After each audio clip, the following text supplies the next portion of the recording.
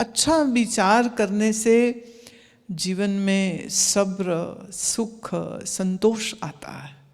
और जब सब्र, सुख और संतोष से भरा हुआ आपका मन होगा तो हम कह सकते हैं कि आपने अपार करुणा अपने ऊपर की है।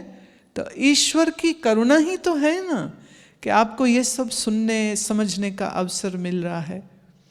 और बड़ी हैरत होती है जब कभी कभार मुझे कई लोग ऐसे मिल जाते हैं जिन्हें कुछ नहीं पता, मैं कौन हूँ ये भी नहीं पता, वो मुझे से पूछ रहे होते हैं आपका नाम क्या है, आप क्या करते हैं, हाँ आप क्या करते हैं। तो मैं कहती हूँ वेली हूँ, कुछ नहीं करती मैं तो। सब सारा दिन मंच पे बैठती तो हूँ ना, सीट पे अपने बैठे रहो, मैं तो हम तो बिल्कुल वेले। नहीं नहीं नहीं ऐसे तो नहीं हो सकता, आप क्या करते हैं, मैं वेले बस कुछ भी नहीं करते हम तो सत्संग सबको नसीब नहीं होता है, ज्ञान सबको नसीब नहीं होता है, सुमिरन करने का जोश सबके अंदर नहीं होता है। हालांकि जब पहला लॉकडाउन शुरू हुआ था तब मैंने अनुष्ठान करने के लिए बोला था कि नियम से बैठ करके, जिसको पंजाबी में कहते चलिया काटना, हिंदी में हम बोलते अनुष्ठान करना। तो ये एक पुकार हमने कॉल एक दी थी सबको, बहुत लोगों ने किया, कईयों के अभी भी चल रहे हैं, चौथा चल रहा है कईयों का, सब ने किया, बहुत लोगों ने किया। बट फिर अभी भी कई लोग ऐसे थे ना बीच में जिन्होंने सुन तो लिया, हाँ बड़ी अच्छी बात है, पर किया फिर भी नहीं, किया फिर भी नहीं उन्होंने। तो जिसके अंदर ज्ञान की विचार नहीं, परमात्मा का सुमिरन नहीं, स्वाध्याय नहीं, क्या है उसके जीवन में, फिर क्या है उसके जीवन में। एक सूत्र देती हूं तुम्हें वेदांत का। जागृत की हमारी सारी वस्तुएं स्वप्न में किसी काम नहीं आती। सोचो कि सपने में तुम एक समंदर में डूब रहे हो, तो पास में सोया हुआ पति या पुत्र या बच्चे क्या आपको बचा सकते? सपने में शेर सांप आपके पीछे पड़ गए हैं, आप भूखे हो, प्यासे हो, और जागृत अवस्था में आपके फ्रिज में इतना सामान भरा पड़ा है, पर वो जागृत का सामान क्या स्वप्न में किसी काम आएगा? नहीं। अच्छा, स्वप्न में आप देखो कि मैं एक राजा हो गया हूँ, आप महल में हो, आपके पास बहुत सोना चांदी जेवर है, खजाना है, पर वो सपने की सारी धन राशि क्या जागृत में आपके किसी काम आएगी? नहीं। तो जागृत की वस्तुएं स्वप्न में काम नहीं आती हैं, और स्वप्न की वस्तुएं जागृत में काम नहीं आती हैं, और जागृत और स्वप्न की दोनों अवस्था की जो वस्तुएं हैं वो सुषुप्ति में काम नहीं आती। गहरी नींद में सब खो गया, जागृत भी खो गई, सपना भी खो गया। तो बताइए, जिस तुम्हारी जागृत को सपना ही खा जाए और जिस सपने को सुषुप्ति गहरी नींद खा जाए, उस जागृत की क्या कीमत, उस स्वप्न की क्या कीमत? कुछ भी नहीं। तो सुषुप्ति अवस्था हमें इस बात की पहचान देती है कि किसी भी वस्तु पर कोई मूल्य मत देना। खुद तुम्हारा शरीर, इसका भी याद सपने में नहीं रह जाती है। मरे हुए नाने दादे वो सब दिख रहे होते हैं जो कि हैं नहीं, और गहरी नींद आते ही, सुषुप्ति आते ही न जागृत बची न स्वप्न बचा। तो जिस संसार को सुषुप्ति खा जाती है, उस संसार को मौत कैसे खा जाएगी? अब सुषुप्ति में तुम टाइम सेट करके खुद सोते हो और गहरी नींद लेके उठ जाते हो, पर मौत वो नींद होगी जिसका समय तुम सेट नहीं करोगे,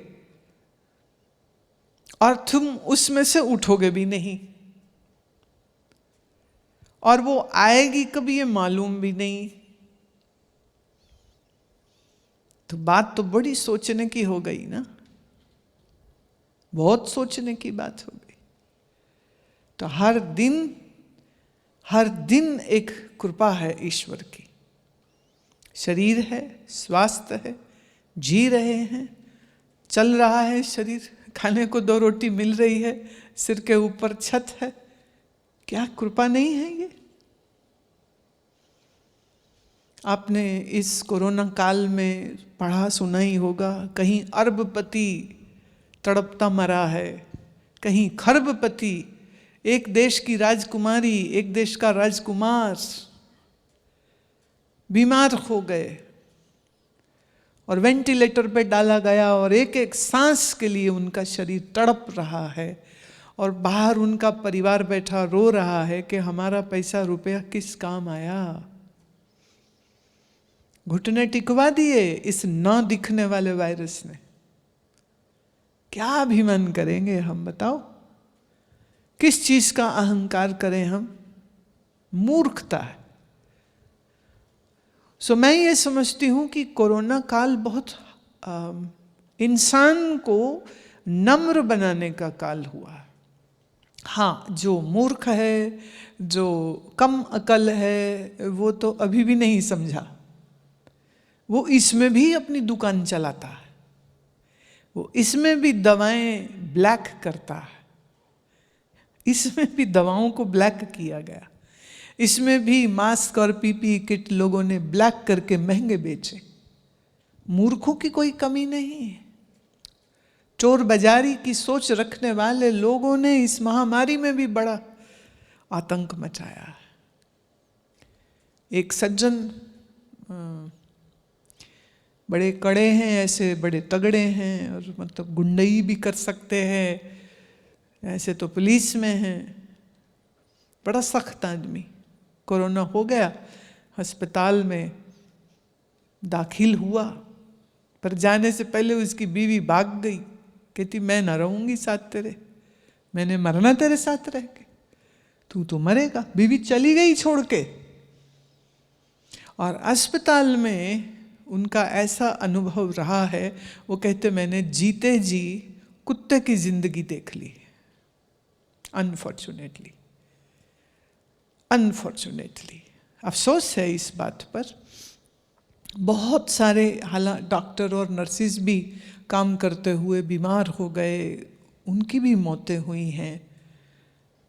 लेकिन डर तो सबको एक सा ही लगता है ना। तो जिंदगी में ये जो समझ, ज्ञान की ये जो समझ जब ये नहीं होती है, तब आदमी बहुत दुख पाता है। तो अपने ऊपर करुणा करने का क्या मतलब हुआ कि ये ज्ञान हम अपने मन बुद्धि को दें और उसको हम अप्लाई करें, तो ये बहुत अच्छा रहेगा, बहुत उत्तम रहेगा। तो इसको कहते हैं हैविंग कंपैशन ऑन योरसेल्फ, अपने ऊपर करुणा करना, इसको कहते हैं। अच्छा, अभी ना मैं अभी आ रही थी इधर हॉल में, तो मेरी नज़र आश्रम में निकाले जा रहे कोल्ड प्रेस्ड ऑयल के ऊपर पड़ी। तो पता नहीं, क्योंकि पीछे किसी से बात हो रही थी, तो लगा कि जो बात मैं एक बंदे को समझा रही हूँ इसकी ज़रूरत तो सबको है, तो फिर हम अपने प्लेटफॉर्म पे इसके विषय में थोड़ी बात करते। मैंने इसलिए जैसे ये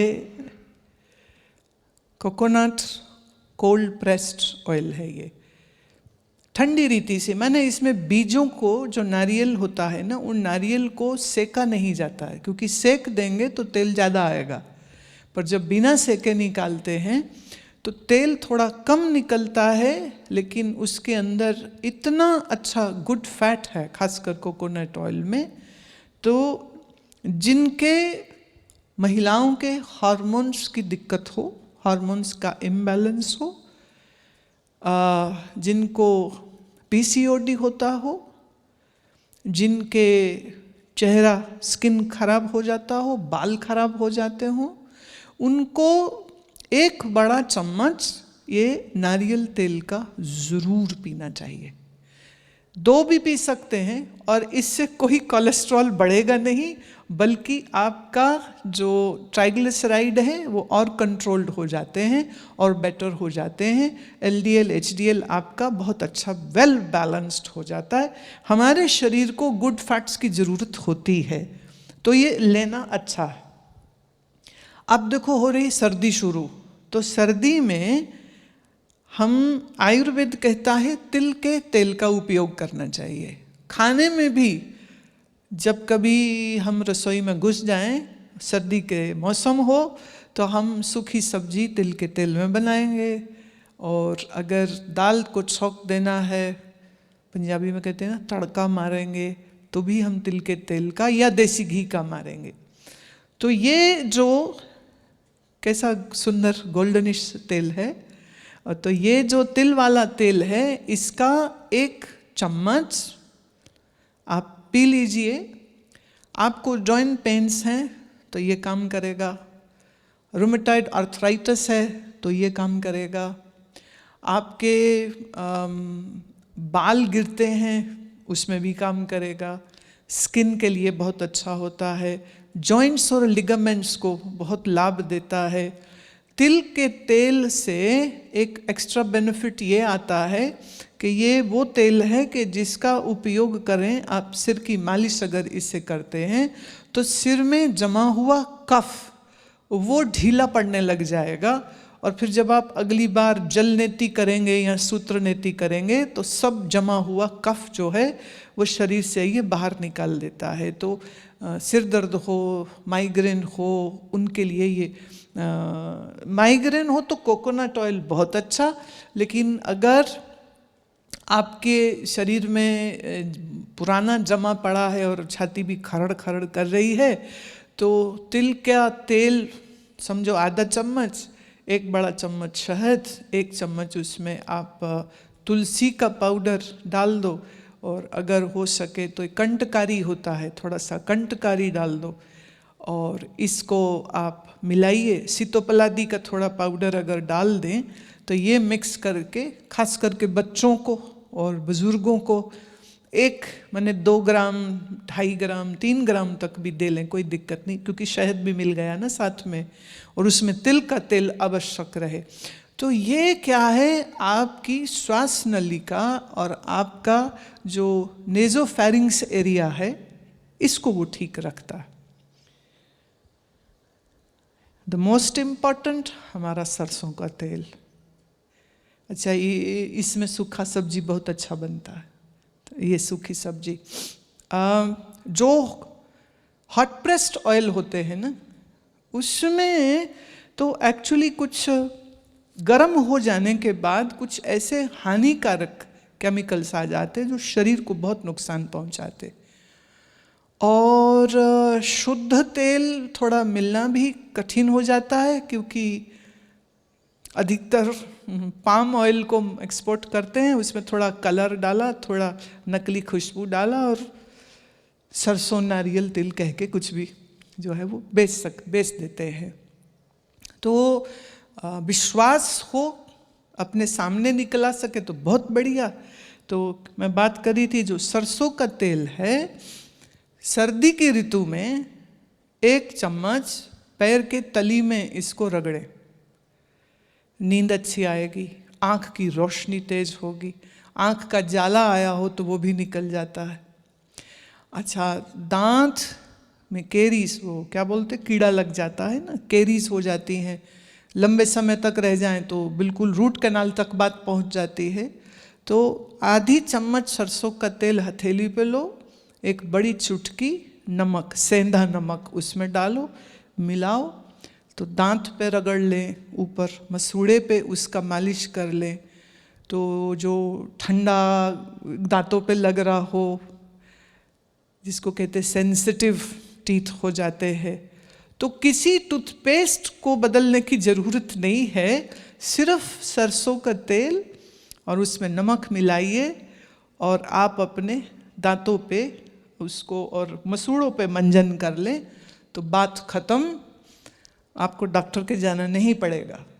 देखिए समय बड़ा खराब है, घर में ही सब कुछ हो जाना चाहिए, डॉक्टरों के चक्कर में बिल्कुल नहीं पड़ना, अभी डॉक्टरों को आराम करने दीजिए, उनके पास और बहुत बड़े काम हैं। अच्छा, ये जो तिल का तेल है इसके विषय में हालांकि आपको दिसंबर सर्दी वाले ऋषिकेश शिविर में एक कैलेंडर दिया गया था, याद है, दिनचर्या। उसमें एक लिखा था गंडूश, पढ़ा था? नहीं पढ़ा? वापस जाके पढ़ना, बहुत गंदे बच्चे हो। गंडूश क्या होता है?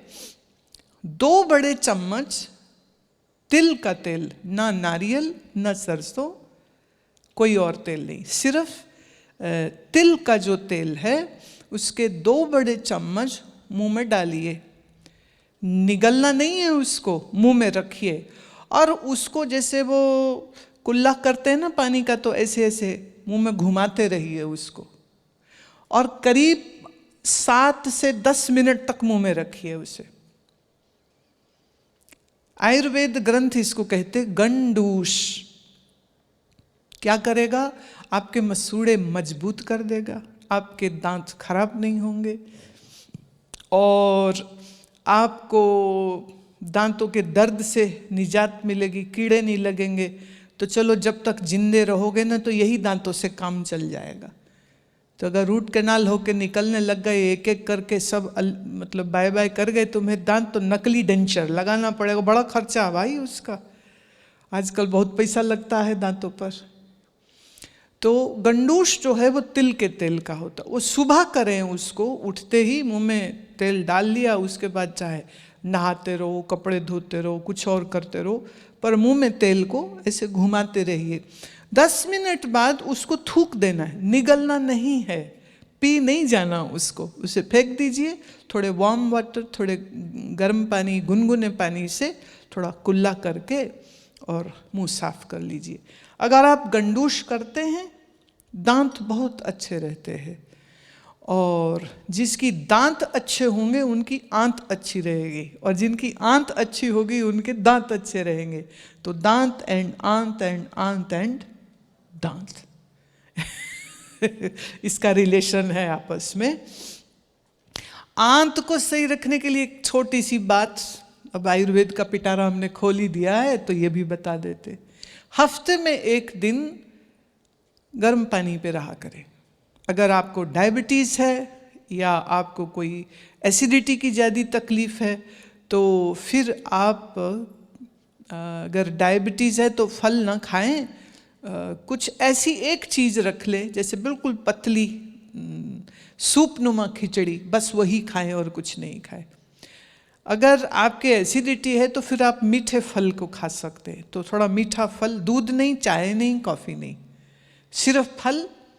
और बीच बीच में आप एक हर्बल टी जैसा है, तुलसी का बना लो, दालचीनी का बना लो, जो आपको पसंद हो, लेमन ग्रास का बना लो, सौंफ का बना लो, जीरे का बना लो, ये बन जाती है चाय। तो हफ्ते में 1 दिन पेट को छुट्टी दे देनी, आंतों को छुट्टी दे देनी चाहिए कि तुमको बहुत कष्ट देते हैं, आज बिल्कुल कष्ट नहीं, ना दाल मखनी ना परोठे, कुछ नहीं देंगे, तुम आंत जी विश्राम करो आज। और उससे क्या होगा, अगले दिन आंत भी अच्छी चलेगी, भूख भी ठीक लगेगी, खाया ठीक पच जाएगा और शरीर में आपको जो अक्सर बहुत से रोग ज़्यादा खाने से आते हैं और गलत खाने से आते हैं, हम उससे बच जाते। इसीलिए हमारे महापुरुषों ने कहा, एकादशी आई है व्रत कर लो, पूर्णमासी आ गई व्रत कर लो, संक्रांति आ गई व्रत कर लो, आज सोमवार है व्रत कर लो, मंगल आया व्रत कर लो।